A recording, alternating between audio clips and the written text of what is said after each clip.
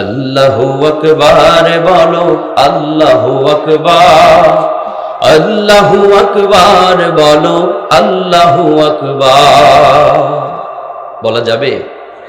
আমরা কার? আবার বলেন, আমরা কার? বড়ত্ব প্রকাশ করব কার? ওই আল্লাহর বড়ত্ব প্রকাশ করতে কারো দ্বিধা সংশয় আছে? জমিন যার, হুকুম চলবে তার, বড়ত্ব প্রকাশ করব কার?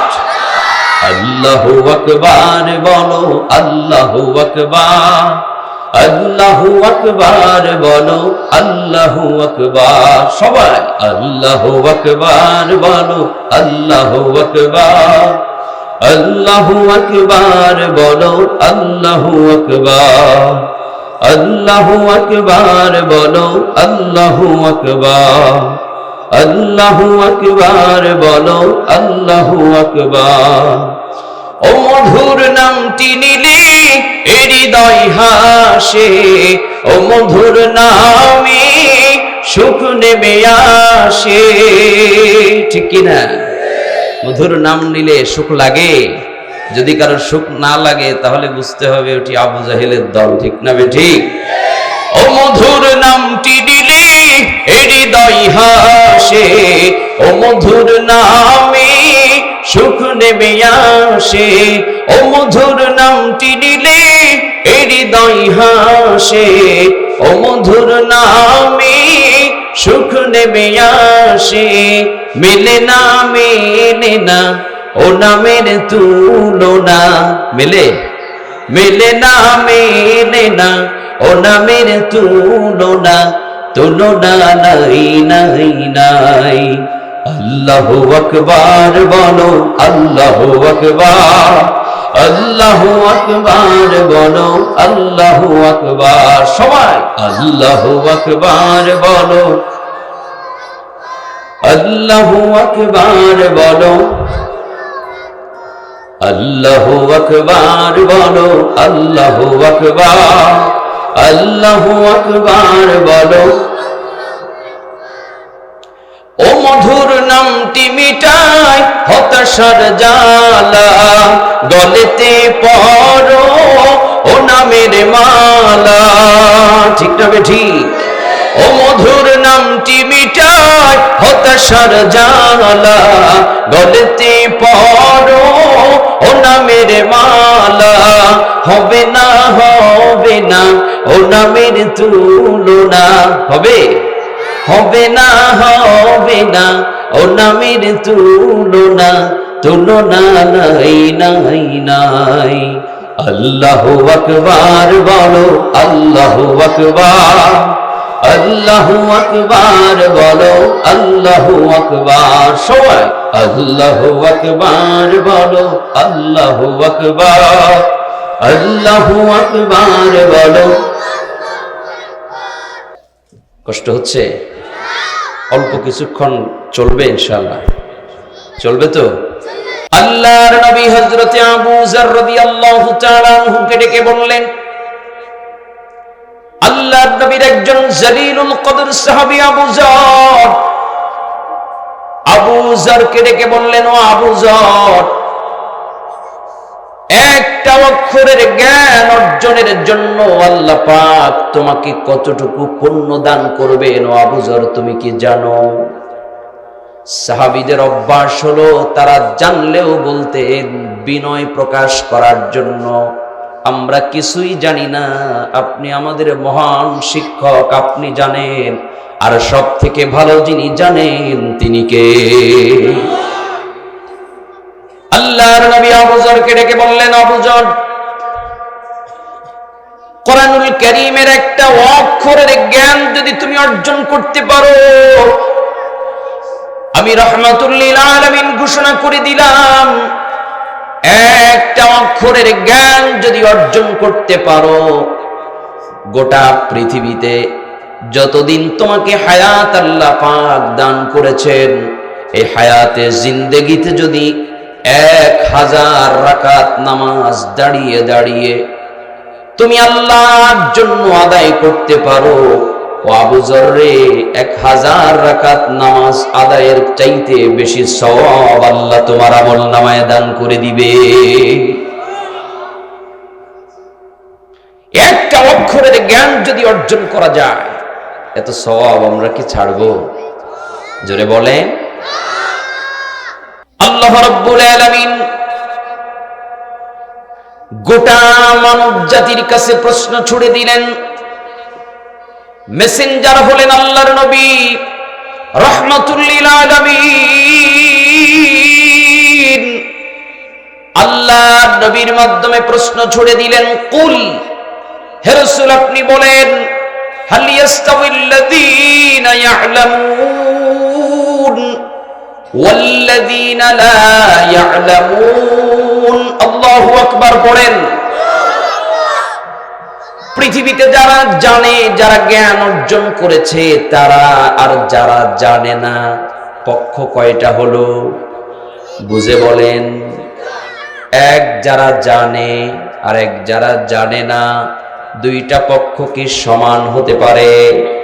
আল্লাহ প্রশ্ন করেছেন আল্লাহর নবীকে, আয়াতে কারিমা দিয়ে দিলেন, প্রশ্নটি আমাদের জন্য। এবার আমরা জবাব দিব, যারা জানে আর যারা জানে না তারা কি সমান হতে পারে? জোরে বলে। আমরাও নিশ্চয়ই জানি যারা জানে আর যারা জানে না তারা কোনোদিন সমান হতে পারে না। আমার প্রশ্ন বন্ধু, কোন জানাকে আল্লাহ বুঝালেন আর কোন না জানাকে আল্লাহ জ্ঞানহীন বললেন আর কোন জানাকে আল্লাহ জ্ঞান বললেন? এটা জানার দরকার আছে না নাই? প্রিয় ভাইরা আমার, কেউ স্কুলের বারান্দায় জীবনেও কোনোদিন যায় নাই, কিন্তু কম্পিউটার সামনে পেলে টপ টপ করে সব ফাংশন জানে। এটাও তো একটা জানা, ঠিক কিনা? আমার 4 বছরের একটা বাচ্চা আল্লাহ দিছেন, আলহামদুলিল্লাহ বলে। 4 বছরের বাচ্চা মোবাইলে এত পাকা হয়েছে, এটা আমার ব্যর্থতা, আমি স্বীকার করছি, এটা উচিত হয়নি। প্রথম বাচ্চা তো বুঝতে পারি নাই। তো মোবাইলে এত পটু হয়েছে যে ইউটিউব কোথায়, মেসেঞ্জার কোথায়, ফেসবুক কোথায়, ও তো আর পড়তে পারে না, কিন্তু ওই মনোগ্রাম দেখেও সব চিনে ফেলে। শেষ পর্যন্ত আমি করেছি কি, ইউটিউবের এই সফটওয়্যারটা আরেকটা ফোল্ডারের মধ্যে ঢুকায় রেখেছি লুকিয়ে। ওই মেয়ে মোবাইল ঘেটতে ঘেটতে 4 বছর বয়স, সেখান থেকে ইউটিউব বের করে একা একা দেখে আর আমাকে দেখে হাসে, বুঝায় আমি বোকা আর ও বড় চালাক। এটাও একটা জ্ঞান কিনা? প্রিয় ভাইয়েরা আমার, দুনিয়ার জমিনে অনেক জ্ঞান রয়েছে। তথ্য প্রযুক্তির যুগে অনেক জ্ঞানী মানুষ জ্ঞানী হয়, আবার কেউ ওই জ্ঞানের কাছে মূর্খ হয়ে যায়, জ্ঞানহীন হিসেবে পরিচয় দিতে হয়, আছে না নাই? দুনিয়ার মানুষ সব জ্ঞানের কথা আল্লাহ বললেন না।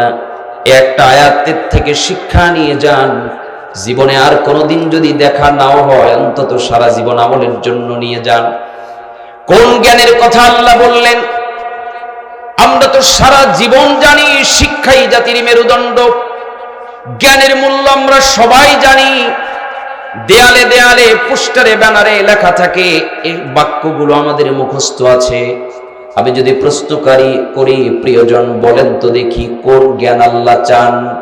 আমি আমার ভাষায় বললে নিঃসন্দেহে আপনারা মানবেন না। চলুন, কোরআনুল কারীম যখন নাজিল হয় সূচনা লগ্নে চলে যান। কোন জ্ঞানের কথা আল্লাহ বললেন?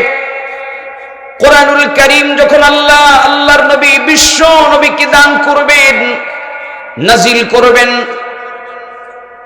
গভীর ধ্যানে আল্লাহর নবী মগ্ন। এই ধ্যানের মুহূর্তে আল্লাহ পাক রব্বুল আলামিন জিবরিল আমিনকে পাঠিয়ে দিলেন, যান কালামে হাকিম আমার বন্ধুর কাছে নিয়ে যান, ওহির ধারাবাহিকতা, ওহির সূচনা শুরু করে দিন। আল্লাহর নবীর কাছে যখন জিবরিল আমিন এসে বললেন ইকরা, এই দৃষ্টান্ত আপনারা সবাই জানেন, আমি ও দিয়ে সময় নষ্ট করব না, শুধু একটা শিক্ষা বের করার জন্য বলছি। জিবরিল আমিন এসে যখন বললেন ইকরা, আল্লাহর নবী বললেন মা আনা বিকরিন, আমি পড়তে জানি না। জিবরিল আমিন আবার বললেন ইকরা, আল্লাহর নবী বললেন মা আনা বিকরিন, আমি তো পড়তে জানি না। আল্লাহর নবীকে আবার বলা হলো ইকরা, আল্লাহর নবী আবার বললেন মা আনা বিকরিন, আমি পড়তে জানি না। শেষ পর্যন্ত জিবরিল আমিন আল্লাহর নবী রাহমাতুল লিল আলামিনকে ধরে বুকের মধ্যে এমন আলিঙ্গন করলেন, এমন চাপ দিয়ে ছেড়ে দিলেন। আর আল্লাহর নবী, বিশ্ব নবী আমার, যেই কিছুক্ষণ আগে জিবরিল আমিনকে পর্যন্ত বললেন আমি পড়তে জানি না, যখন নাকি পড়তে বললেন প্রভুর নামের পড়া, সাথে সাথে আল্লাহর নবী পাঁচটি আয়াতে কারিমা পড়ে ফেললেন। জোরে কার আল্লাহু আকবার। ইকরা বিসমি রাব্বিকাল্লাযী খালাক, হে রাসূল আপনি পড়বেন দুনিয়ার কোনো পড়া নয়, আপনি পড়বেন কেবল প্রভুর নামের পড়া। সরল মানে একটা জবাব দিবেন। বলেন তো দেখি, আল্লাহর নবীকে যে পড়তে বলা হলো, রাসূলের বয়স তখন কত? 40 বছর বয়সে কি আল্লাহর নবীর কোনো জ্ঞানী ছিল না? কথা বলেন, তিনি কি কিছুই পড়তে পারতেন না? কেন বললেন পড়তে জানি না? কারণ প্রভুর নামের পড়া তো ওহির পড়া, এই ওহির পড়া না আসা পর্যন্ত তো আর আমি পড়তে জানি না, ঠিক কিনা? আল্লাহর নবী বললেন আমি পড়তে জানি না, কিন্তু পরবর্তীতে পড়তে আরম্ভ করে দিলেন। যখনই বললেন প্রভুর নামের পড়া পড়ুন, প্রভুর নামের পড়া পড়তে আরম্ভ করে দিলেন। যারা জেনারেল শিক্ষিত হয়েছেন, কলেজ ইউনিভার্সিটিতে পড়েছেন, কলিজার টুকরা যুবক ভাইরা রাগ করবা না, তোমাদের পড়াটাকে আল্লাহ নিরর্থক বলেন নাই। কিন্তু আল্লাহর কসম করে বলি, আল্লাহর কসম করে বলি, আল্লাহ তাআলা যেই জ্ঞান অর্জনের জন্য তাকিদ করেছেন, সেই জ্ঞান আল্লাহর কসম করে বলি, সেই জ্ঞান দুনিয়ার কোনো পড়া না, সেই জ্ঞান দুনিয়ার কোনো জ্ঞান না, সেই জ্ঞান হলো প্রভুর নামের পড়া। ঠিক না ঠিক? দুনিয়ার ইমানদারেরা আল্লাহ তাআলা যখন পড়ার জন্য আদেশ করলেন, সেই পড়া যদি আল্লাহর নবী রাহমাতুল লিল আলামিন পড়তে আরম্ভ করে দেন, এই দৃষ্টান্ত থেকে আমাদের জন্য আর বুঝতে অসুবিধা হওয়ার কথা না। আল্লাহ যেটা চান, দুনিয়াতে যতদিন বেঁচে থাকবো সব পড়া পড়লেও প্রভুর নামের পড়া পড়তে হবে। রাজি আছেন না? না একটু জিকির করেন লা ইলাহা। ভাই আমি দেখতে পাচ্ছি সামনে অনেক জায়গা ফাঁকা, পিছনে অনেক ভাইরা বসে দাঁড়ানো আছেন, একটু আপনারা মেহেরবানি করে ভিতরে চলে আসেন। আরো লোক আসবে ইনশাআল্লাহ, আসবে ভিতরে চলে আসেন। আর বাইরে যারা আছেন একটু মেহেরবানি করে আসেন। লা ইলাহা, জোরে সরে লা ইলাহা, লা ইলাহা ইল্লাল্লাহু মুহাম্মাদুর রাসূলুল্লাহ। সবাই পড়েন সাল্লাল্লাহু আলাইহি ওয়াসাল্লাম। এবার চলে যান কোন পড়ার জন্য আল্লাহর নবী তাকিদ করলেন। আল্লাহর নবী বিশ্ব নবী বললেন মান সালাকা তরিকান ইয়ালতামিসু ফীহি ইলমান সাহহালাল্লাহু লাহু তরিকান ইলাল জান্নাহ। আল্লাহু আকবার পড়েন। আল্লাহর নবী বিশ্ব নবী বলেন মান সালাকা তরিকা, যে ব্যক্তি জ্ঞান অর্জনের জন্য রাস্তায় বের হয়ে যায়, কোন পথ দিয়ে অতিক্রম করে, ফীহি ইলমা, ইলম অর্জনের জন্য, জ্ঞান অর্জনের লক্ষ্যে, তরিকান ইলাল জান্নাহ, আল্লাহ রাব্বুল আলামিন যেই পথে বান্দা জ্ঞান অর্জনের জন্য বেরিয়ে গেল, আমি বলি না রে ভাই, আল্লাহর নবী বলেছেন ওই পথে বান্দা বের হওয়ার সাথে সাথে আল্লাহ পাক ওই পথটা জান্নাতের পথ বানিয়ে দেয়। বান্দা জ্ঞান অর্জনের জন্য ছুটলো, যেই রাস্তা দিয়ে জ্ঞান অর্জনের জন্য চলে যায়, কেমন যেন সে শুধুমাত্র জ্ঞান অর্জনের জন্য যায় না, বরং তার যাওয়াটা কেমন যেন জান্নাতের পথে রওনা করেছে। বান্দা জোরে কোন সুবহানাল্লাহ। আল্লাহর নবী বিশ্ব নবী অন্য একটি হাদিসের মধ্যে বলেন,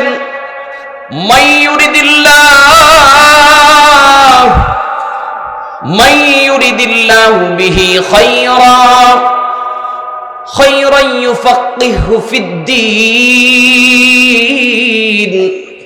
আল্লাহ নিজে যার কল্যাণ চান, আল্লাহ যাকে ভালোবাসেন, আল্লাহ যাকে বন্ধু ভাবেন, আল্লাহ যাকে পছন্দ করেন, আল্লাহ তাকে ধন সম্পদের মালিক বানান না। আল্লাহ যাকে পছন্দ করেন, আল্লাহ তাকে বিশাল অট্টালিকার মালিক বানান না। অবাক হচ্ছেন, আল্লাহ যাকে চান, আল্লাহ যার কল্যাণ চান, আল্লাহ তাকে বিশাল আধিপত্য দান করবেন না। আল্লাহ যাকে চান, আল্লাহ তাকে বিশাল ক্ষমতার মালিক বানাবেন না। আল্লাহর নবী বিশ্ব নবী আমার বলেন, মাইয়ুরিদিল্লাহু বিহি খায়রান ইউফাক্কিহু ফিদ্দীন। আল্লাহ যদি কারো কল্যাণ চান, আল্লাহ তাকে নিঃসন্দেহে দ্বীনের জ্ঞান দ্বারা ধন্য করে দেয়। অসংখ্য আয়াত এবং হাদিসের সমন্বয়ে বোঝানো যাবে, যেই জ্ঞান আপনি অর্জন করেছেন ওই জ্ঞানটাকে আমি ছোট করে দেখছি না। ইসলাম কি ডাক্তার হতে নিষেধ করে? জোরে বলে। ইসলামী শরিয়া কি ইঞ্জিনিয়ার হতে নিষেধ করে?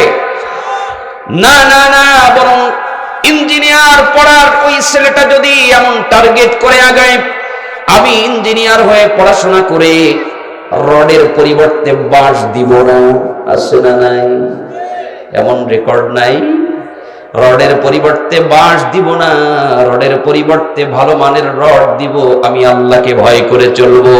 আল্লাহর কসম করে বলি, ওই ইঞ্জিনিয়ার হওয়াটাও প্রত্যেকটা পরতে পরতে জান্নাতের পথটার জন্য অপেক্ষা করবে। আর কোন বান্দা যদি মাদ্রাসায় পড়েও যদি এমন চিন্তা করে, দুনিয়াতে অনেক বড় বক্তা হব, অনেক টাকা ইনকাম করব, আছে না নাই? তাহলে দুনিয়ার উদ্দেশ্য থাকার কারণে তার ওই উদ্দেশ্যকে আল্লাহ তাআলা অপছন্দ করে ওই জ্ঞানটাকেও ডাস্টবিনে ফেলে দিতে পারেন কি পারেন না? এজন্য আমার ভাইয়েরা, যদি পড়তে হয় প্রভুর নামে পড়া পড়ুন। ইসলাম আপনাকে ডাক্তার হতে নিষেধ করবে না, ইসলাম আপনাকে ইঞ্জিনিয়ার হতে নিষেধ করবে না। ইসলাম বরং এটাই চায়, ইসলামী শিক্ষা যদি তোমার মধ্যে থাকে, ইসলামী মূল্যবোধ যদি তোমার মধ্যে থাকে, তবে তোমার মতো ডাক্তার হাজারটা প্রয়োজন ইসলামের কল্যাণে। কথা বলেন ঠিক কিনা? তোমার মধ্যে যদি ইসলামী মূল্যবোধ থাকে, তবে তোমার মতো ইঞ্জিনিয়ার হাজারটা দরকার ইসলামের কল্যাণে। কথা বলেন ঠিক কিনা?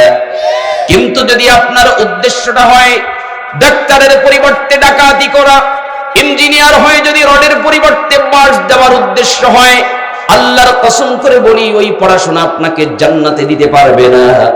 তবে আল্লাহ তাআলা যেহেতু প্রভুর নামে পড়া পড়তে বলেছেন, আল্লাহর নবী বিশ্ব নবী আমার যেহেতু পড়া বলতে দ্বীন ইলমকে বুঝিয়েছেন, শুধুমাত্র একটা আর্গুমেন্ট আমার আপনাদের কাছে, একটা ছোট্ট আরজি। আপনি আপনার সন্তানকে ডাক্তার বানান, আপত্তি নাই। আপনার সন্তানকে ইঞ্জিনিয়ার বানান, আপত্তি নাই। আপনার সন্তানকে লয়ার বানান, আপত্তি নাই। আপনার সন্তানকে ব্যবসায়ী বানান, আপত্তি নাই। আপনার সন্তানকে ডিফেন্সে দিয়ে দেন, বাহিনীতে কাজ করুক, আপত্তি নাই। যাই করেন না কেন, আল্লাহর কসম করে বলি, কোরআনুল কারীমের যাস নির্যাস যদি কচি মেধার মধ্যে থাকে, যেই সন্তানের মাথার মধ্যে পড়ার সূচনাই হয় কোরআন দিয়ে, জীবনে কোনোদিন যদি ইসলামের উপকার করতে নাও পারে, মনে রাখবেন মুসলমানেরা, জীবনে কোনোদিন আল্লাহর কোরআন তার বুকে থাকার কারণে কশিন কালেও ওই বান্দার দ্বারা কোরআনের বিরুদ্ধাচরণ সম্ভব হবে না।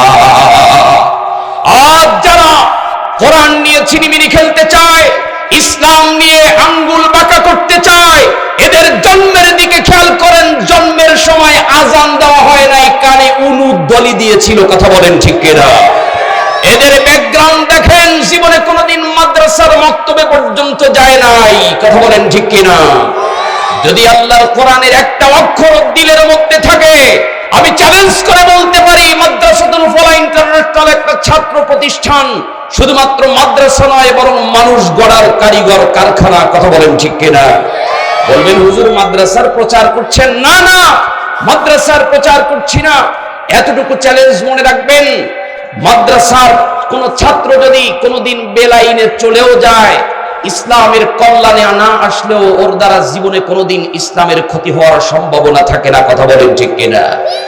অন্তত পক্ষে গার্ডিয়ান যারা আছেন, একটা ছোট্ট আবদার করতে চাই, একজন আলেম যদি মাসে 5,000 টাকাও মসজিদের মুয়াজ্জিরি করে পায়, 10,000 টাকাও যদি কোনো গ্রামের ছোট মসজিদে ইমামতি করে পায়, গোটা বাংলাদেশ সহ গোটা পৃথিবী চ্যালেঞ্জ থাকলো, গোটা পৃথিবীর সব বৃদ্ধাশ্রমগুলো একটু খুঁজে দেখুন, একজন ইমাম বা একজন মুয়াজ্জিনের মা বাবাকে বৃদ্ধাশ্রমে দেখেছেন?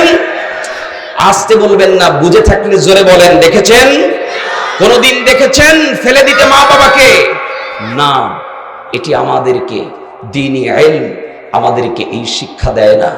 দ্বীনি ইলম অর্জন করার কারণে আমাদের মনস্তাত্ত্বিক, আমাদের মাথার মধ্যে এমন একটা বিষয় ঢুকিয়ে দেওয়া হয়, পান্তা ভাত চিংড়ি মাছ ভর্তা দিয়েও যদি খাও, তবে বাবা মাকে ফলে দিও না, উস্তাদ মুরব্বীদের সাথে কোনোদিন বেয়াদবি করো না। কথা বলেন ঠিক কিনা? আল্লাহর নবী বিশ্ব নবী আমার বলেছেন, কুন আলিমান, বান্দা তুমি আলেম হও, আও মুতাআল্লিমান, যদি আলেম হতে না পারো, তোমার বয়স হয়ে গেছে, অথবা তোমার সামনে ইলম অর্জন করার মতন ভালো মুখ্যম কোনো সময় নাই, পরিবেশ নাই, সুযোগ নাই, তাহলে আও মুতাআল্লিমান, তুমি আলেমের ছাত্র হয়ে যাও। আলেমের ছাত্র হয়ে যাও। যদি বান্দা তোমার আলেমের ছাত্র হওয়ার বয়স নাই, ব্যবসা বাণিজ্য নিয়ে ব্যস্ত, চাকরি বাকরি নিয়ে ব্যস্ত, গাড়ি বাড়ি নিয়ে ব্যস্ত, চুল দাড়ি পেকে গেছে, এখন আর ছাত্র হওয়ার বয়স, আমার কাছে সুযোগ থাকলেও হচ্ছে না, কোন কারণে আমি পারছি না, আল্লাহর নবী বলেছেন 3, আও মুস্তামিআন, ছাত্র হতে না পারলেও আলেম যা বলে তাই শোনো। আলেম যা বলে তা শোনো। যদি 3 নম্বরও না পারো, আও মুহিব্বান, 4র্থ নম্বর তুমি অবলম্বন করো, আলেমকে ভালোবাসো। ও বাংলার তৌহিদি জনতা, আমি জানতে চাই, যাদেরকে যুগের পরে যুগ কারারুদ্ধ করে রাখা হয়েছে, এরা কি আলেমদেরকে ভালোবেসে কারাবরণ করেছে? বাইরে বসে কষ্ট করতে হবে না, আপনি জেলখানার মধ্যে কুয়েতি কম্বলে ঘুমান আর কিছু দানা পানি সামনে দিয়ে খান। এটাই কি তাদের জন্য ভালোবাসা ছিল?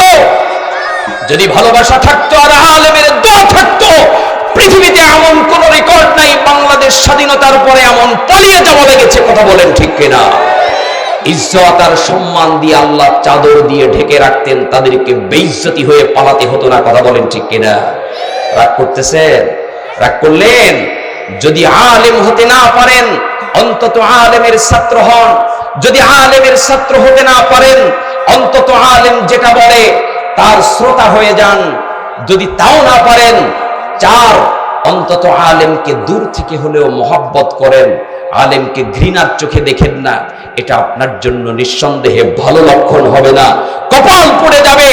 আল্লাহর নবী বলেছেন, আও খামিসান ফাতাহাল্লাক, যদি 5ম হয়ে যাও তাহলে তোমার জন্য ধ্বংস অনিবার্য আছে। কথা বলেন ঠিক কিনা? বানিয়ে বললাম নাকি আল্লাহর নবীর হাদিস শোনালাম? নবীজির হাদিসে কোনো সন্দেহ আছে?